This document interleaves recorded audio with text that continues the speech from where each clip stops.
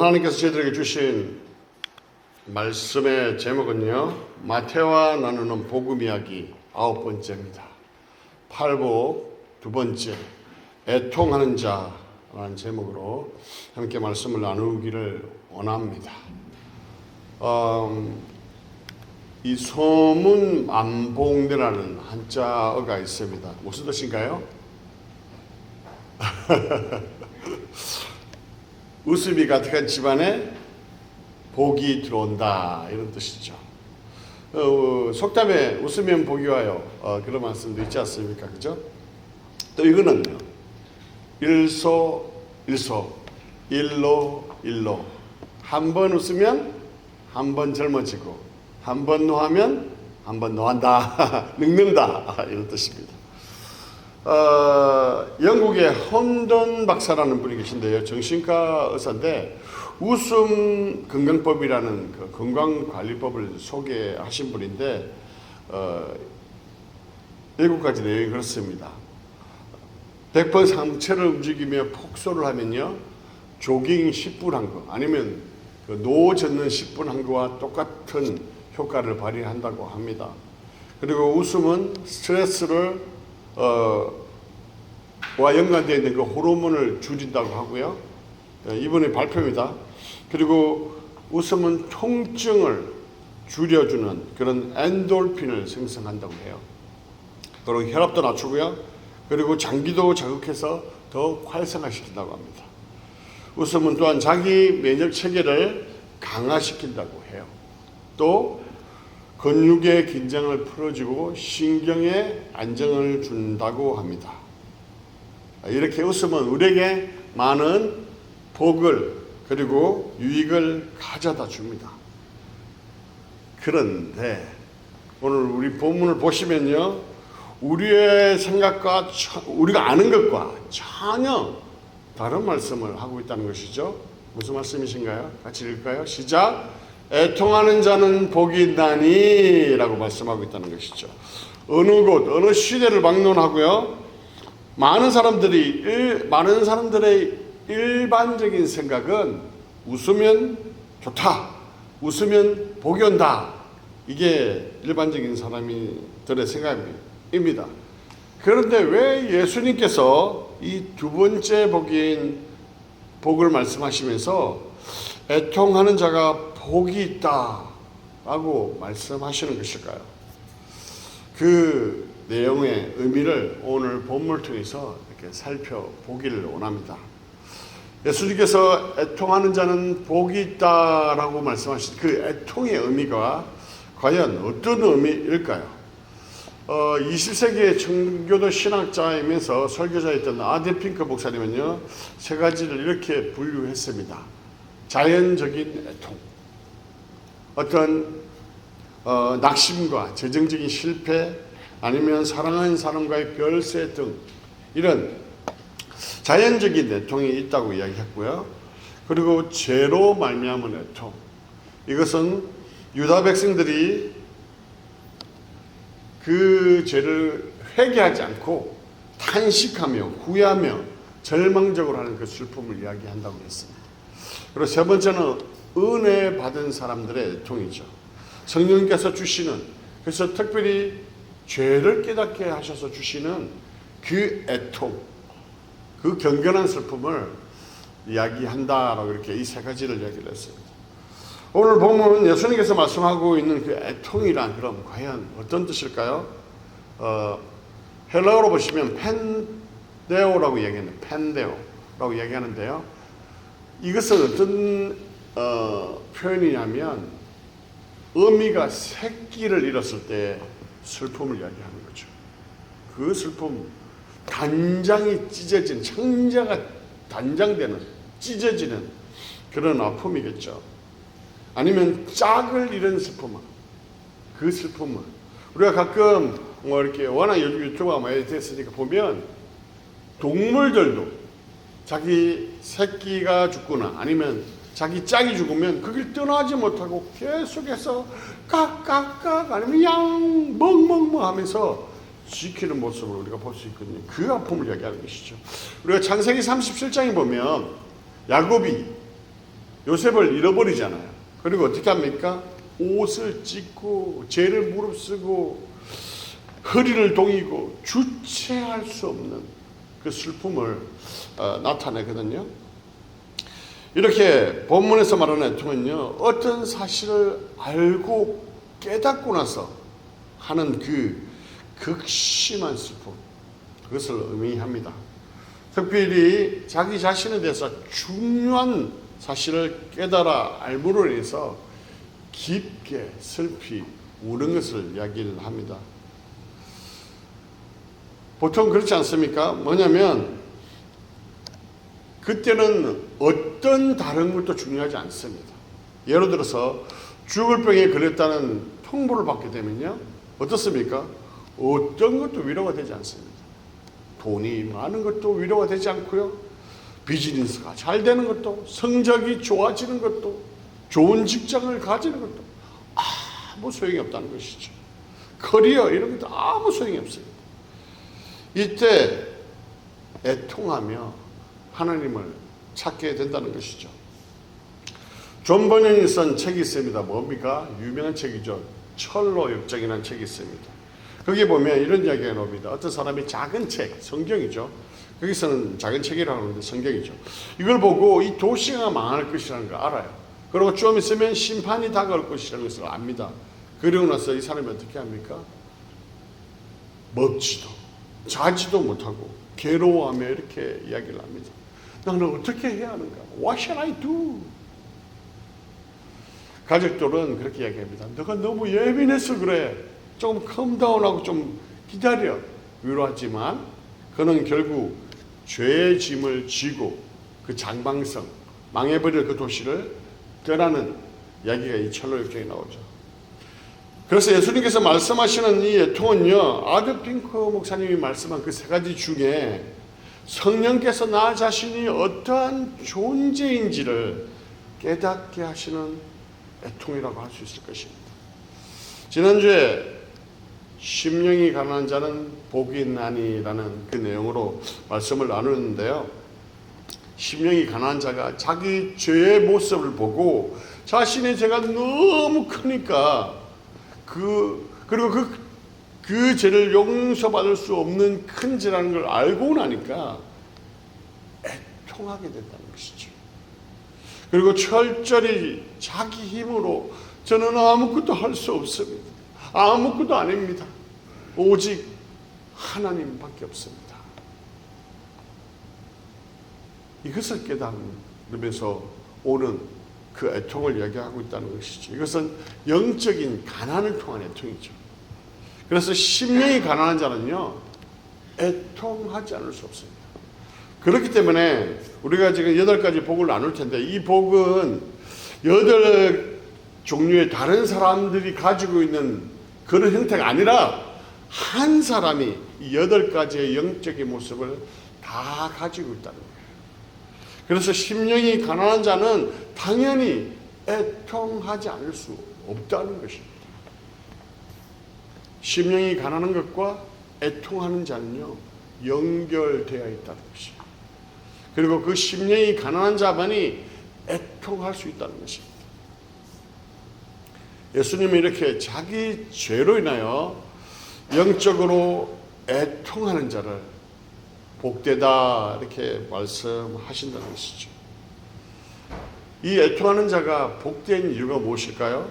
바로 자기가 얼마나 추악한 죄인인지, 그리고 하나님 외에는 내가 아무것도 없다, 그리고 하나님 외에 나는 아무것도 소용없다는 것을 깨닫고 나서 어떻게 합니까? 하나님 앞으로 나아가기 때문에 그것이 바로 복되다라고 이야기를 하고 있다는 것이죠.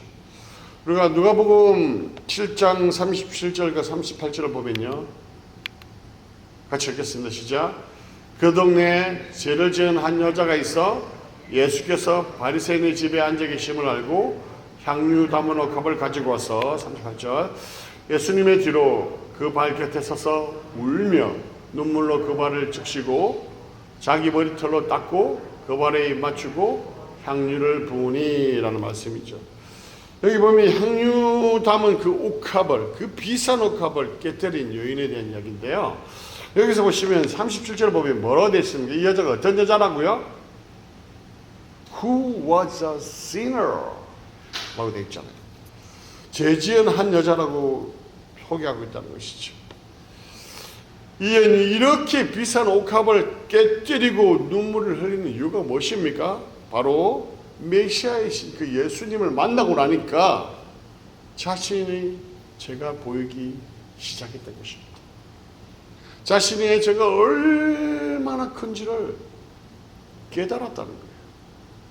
그리고 도저히 이제는 용서받을 수 없는 죄구나 라는 것을 알게 됐다는 것이죠. 그것 때문에 눈물을 흘리며 그 발을 적실 정도의 그 눈물을 흘렸다는 것입니다.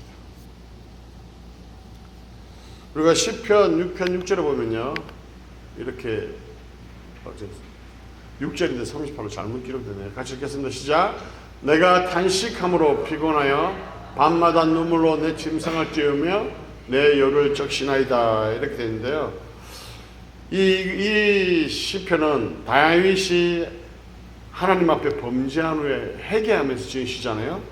잘 아시는 것처럼 우리의 아내 바세바를 범하고 우리아까지 죽이잖아요. 이런 죄를 짓고 나서 이 다윗이 침상이 젖도록 눈물로 회개하는 모습을 보여주고 있다는 것이죠.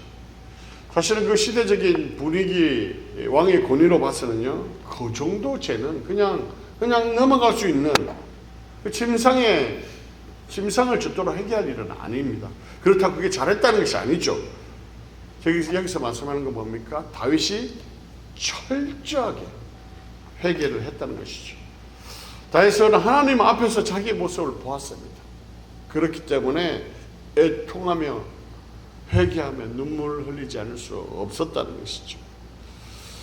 자신의 죄를 보고도요, 애통하며 울지 않는다는 것은 아직도 자기의 죄가 얼마나 큰지를 모르는 사람이라는 것이죠. 자신의 죄가 얼마나 큰지를 깨닫는다면 그냥 있을 수가 없을 거예요. 바닥을 대구르면서 끄끄 울며 정말 숨이 넘어갈 정도의 그 눈물을 흘리며 애통하게 될 것입니다. 제가 중학교 때 수련회를, 저는 주일학교 초등학교부터 이제 교회를 다녔으니까 중학교 때 수련회를 갔는데, 이거는 뭐 제가 스스로 나오는 게 아니죠. 갑자기 예수님께서 기도 가운데 나를 위해서 죽으셨다는 게 너무나 가슴 깊게 확 와닿는 거예요.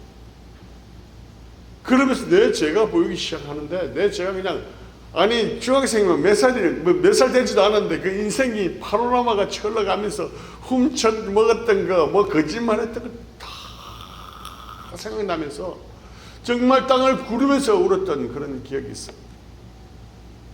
성령께서 죄를 깨닫게 하시고요, 눈을 열어 주실 때 애통하지 않을 사람이 없다는 것이죠. 원래 했던 예화는 또 하면 안 되는데 너무 또 관련이 되기 때문에, 저번에 소개했던 그 김충근 장로님, 제가 말씀드렸잖아요. 윈트미스신 장로님, 그 장로님 이야기입니다.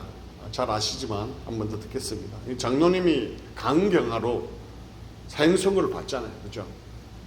그래서 의사들은 다 하나같이 가망 없어, 죽을 준비해, 그 이야기를 합니다. 이때 어떻게 합니까? LA에 그 2시간 반 운전해 가면 빅베어산이라는 곳이 있는데, 그곳에 가서 기도를 하잖아요. 왜 나에게 이런 일이 나지? Why me? Why? 하나님께서 정말 나를 사랑하신다면 왜 나에게 이런 일이 생기는 거야? 그런 마음을 가지고 그 적막한 어둠 속에서 홀로 기도하는데요. 그리고 그 가운데 비참하게 절규하며, 하나님 한 번만 살려주십시오, 그 기도를 하잖아요. 그때 하나님께서 말씀하시잖아요. 내 영혼 속에 독소로, 내 영혼이 그 독소로, 네 영혼의 독소로 죽어가는 것을 네가 알지 못하느냐. 육신이 죽어가는 것보다 이 영적으로 죽어가는 것에 대한 그 마음을 깊게 깨닫게 하시잖아요. 그리고 자신을 돌아보니까 얼마나 자신의 죄가 많은지를 깨닫습니다. 그리고 5시간 반 동안 계속해서 죄를 회개합니다. 그리고 하나님께서 치료해 주시는 그 이야기를 제가 말씀을 드렸습니다. 오늘 살아가는 우리도 마찬가지일 것입니다. 우리는 누가복음 7장에 나오는 그 여인처럼, 아니면 다윗처럼, 아니면 이 김충건 장로님처럼요, 나의 죄로 인하여 이렇게 통회하며 눈물을 흘려본 적이 있는지 살펴보아야 합니다. 돌아보아야 합니다. 나의 죄에 대해서 통곡해 본 사람만이 그 구속의 은혜가 얼마나 큰지를 알기 때문에 그렇습니다. 나의 죄가 얼마나 크고 용서받을 죄인지를 알고 애통한 사람만이 나를 위해서 그 육신의 몸으로 이 땅에 오셔서 죽으신 예수 그리스도의 그 십자가의 사랑이 얼마나 큰지를 알기 때문에 그렇습니다. 이렇게 애통하는 자는요, 자신의 죄에 무감각하지 않고 민감한 사람이라는 것이죠. 그래서 참 눈물이 많습니다. 그래서 그리스도인들이 대부분 참 눈물이 많습니다. 그래서 애통할 수밖에 없죠. 죄 때문에 마음이 아프고, 또 은혜 때문에 눈물이 나고, 세상을 또 보니 너무나 안타깝고, 일어나는 일들 때문에 안타깝고, 그 모습을 보니 너무나 눈물의 샘이 마를 수 없다는 것이죠. 죄로 점점 마음이 무뎌져 가고 상처가 너무 많아서 깨진 사람은요, 눈물이 없어요. 마음이 강팍해지고 마음이 돌짝밭같이 땡땡 굳어 돌덩이처럼 된 그 마음에는요, 눈물이 결코 있을 수가 없다는 것입니다. 여러분, 그림 한번 보세요. 어떻습니까? 삭막하죠. 저 마음이 저렇다면 저곳에서 어떤 좋은 것들이 나올 수 있겠습니까? 어떤 사랑이 나오고, 저기서 어떤 생명이 나오고 하겠냐는 것이죠. 포레이 박사라는 분이 있습니다. 이 박사님이 눈물에 대해서 연구를 발표했는데요, 양파 자를 때 여러분 눈물 많이 흘리시죠? 저는 옆으로 이렇게 자르니까 눈물 안 흘립니다만, 어쨌든 양파 자르면 눈물을 많이 흘리거든요. 그 눈물과 이 감정적인, 정서적인 가운데 나오는 그 눈물은 화학적으로 성분이 다릅니다. 그리고 영양적으로도 다르다고, 영향력도 다르다고 이렇게 발표를 했습니다. 정서적으로 흘리는 눈물은 육체적으로나 정신적으로 치유의 효력을 가지고 있다고 얘기하죠. 훌쩍훌쩍 울 때보다요, 더 크게 이래 울 때가 더 훨씬 효과가 크다고 합니다. 애통은 하나님 앞에 흘리는 눈물입니다. 그렇기 때문에 그 눈물은 심리적으로, 영적으로 굉장한 치유와 효력과 은혜가 있다는 것이죠. 오늘 본문에서 예수님께서 말씀하시는 애통하는 자에게는 복이 있나니 말씀하신 이 애통은 바로 하나님 앞에서 인간의 죄와 타락을 깨닫는 가운데 나오는 그 마음이며 눈물이라는 것이죠. 또한 고통받는 사람을 바라보며 그를 향한 그 애틋한 마음, 그 마음, 눈물이라는 것이죠. 또한 상실과 죽음 가운데 있는 그 인간의 연약함을 바라보며 하나님께 나아가며 흘리는 그 마음이고요, 눈물이라는 것입니다. 예수님께서는요, 이렇게 애통하는 자에게 중요한 말씀을 하십니다. 뭐라고 말씀하십니까? 4절 같이 읽겠습니다. 시작. 애통하는 자는 복이 있나니 그들이 뭘 받는다고요? 위로를 받을 것이야. 애통하는 자가 복된 이유는 뭐냐면요, 바로 이 위로하는 받을 수 있기 때문에 그렇다는 거예요. 통곡하며 울고 있는데 그 우는 사람에게 위로자가 없다면 이것보다 더 안타까운 일이 있을까요?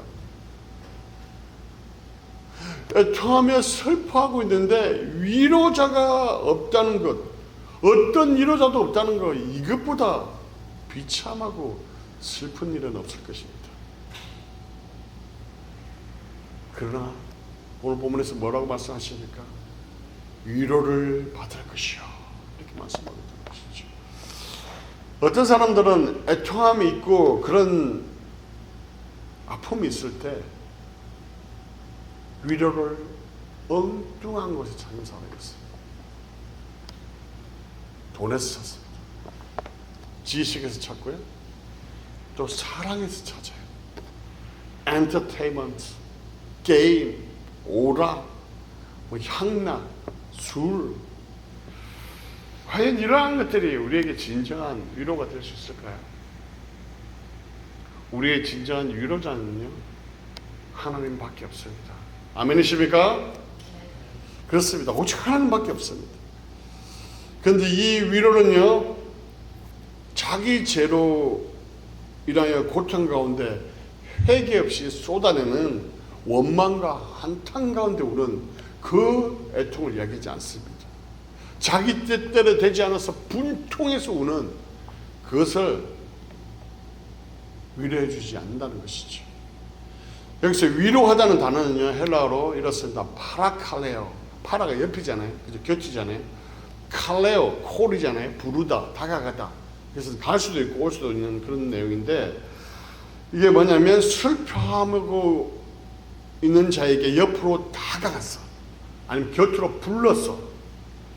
따뜻한 그 사랑을 베푸시는 하나님의 그 자비로운 모습이 담겨있는 단어라는 것이죠. 그래서 존 스토트 목사님은 이렇게 이야기했습니다. 이 위로하다를 자신의 죄성에 대하여 깨닫고 죄송합니다. 자신의 죄성에 대해서 깨닫고 통곡하며 애통하는 자들은 하나님께서 주시는 값없는 은혜를 받을 것이다 라고 이야기했습니다. 죄를 뉘우치며 애통하는 모든 죄인에게 선포되는 죄의 사면이다 이렇게 이야기했습니다.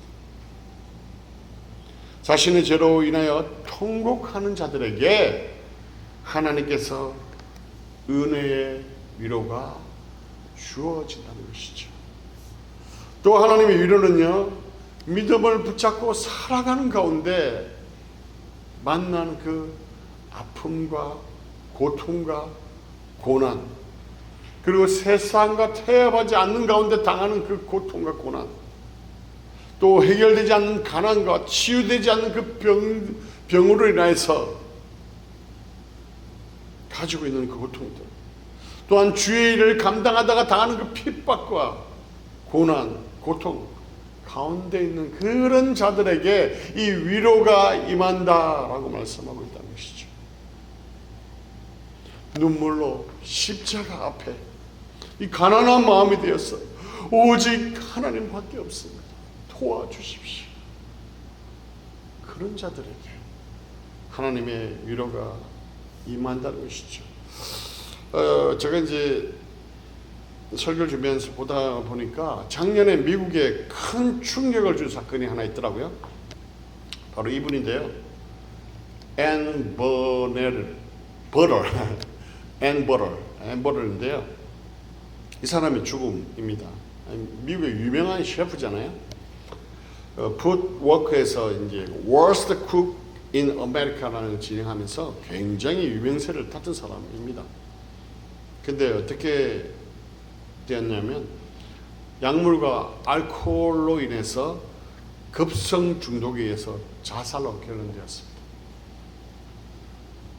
이런 모습 볼 때 이런 마음이 들죠. 아니 왜 저렇게 유명한 사람이, 아니 나올 때 보면 굉장히 웃으면서 재밌게 딴 사람을 즐겁게 해주고 그 요리로 행복하게 만들던 저 사람이 왜 뭐가 그렇게 힘들었을까?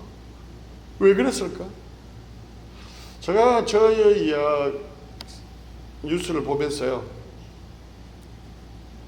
사람이 하나님 앞에 나와서 애통했더라면 그런 마음이 참 들었습니다. 안타깝죠. 마음이 참 아프죠. 미국뿐만 아니라 한국에서도 많은 연예인들이 보면 이런 일들이 많아요. 정말 그 아픔들을 하나님 앞에 갖고 나서 애통했다면 어땠을까? 하나님의 진정한 위로가 있었을 텐데.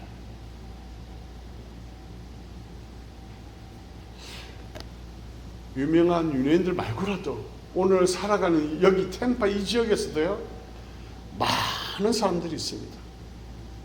한국 분들은 또한 특별히 또 상처가 많아요. 그 많은 상처 가운데 그걸 꾹꾹꾹 눌리고 살아가는 분들이 참 많이 있습니다. 그 아픔과 상처들 하나님 앞에 가지고 나와서 애통했다면 어땠을까요? 그렇기 때문에 우리가 복음을 전해야 하는 것입니다. 복음을 전하고 그들이 하나님 앞에 나와서 애통하며 하나님을 찾을 수 있도록 우리가 복음을 전해야 하는 것이죠. 결론의 말씀을 드리겠습니다. 사랑하는 성도 여러분, 복 있는 자가 되기 원하십니까? 눈물로 십자가 앞에 나가십시오. 저는 너무나 죄가 많은 자입니다. 하나님 도와주십시오. 하나님 밖에 없습니다. 하나님이 도와주셔야 합니다. 주님, 이런 아픔이 있습니다. 하나님 도와주십시오. 하나님, 주의 길을 가는데 너무 힘듭니다. 이걸 가야 합니까? 말아야 합니까? 이런 마음을 가지고 하나님 앞에 나아가십시오. 그렇게 애통하는 자에게 하나님은요, 위로자가 되십니다. 가까이 다가오셔서 만져주시고 위로해 주시고 인커리지 해주시고 도와주실 것입니다.